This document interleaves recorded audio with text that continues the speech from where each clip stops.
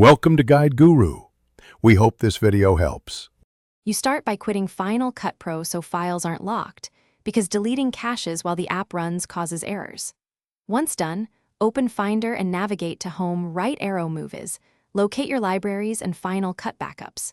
Make sure to right-click a FCP bundle and choose Show Package Contents to expose cache, media, and render folders. This is where Final Cut stores proxy, analysis, and render data. You're now positioned to remove only the unnecessary cache files safely, not your primary media. Now you'll remove the generated data while preserving source files.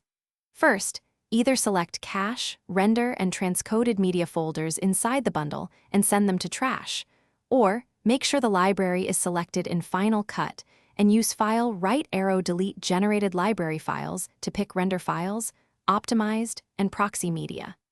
You may choose to delete only render files first to save time. Make sure to confirm your important media is referenced externally or backed up before permanently emptying trash. Finish by emptying trash and restarting Final Cut Pro so it can rebuild only the essential caches as you open projects. If playback becomes choppy, recreate optimized or proxy media for heavy clips. That's faster than full renders. If you see library errors or unexpected behavior, quit and relaunch while holding Option and Command to reset Final Cut preferences. This often clears settings corruption without touching media.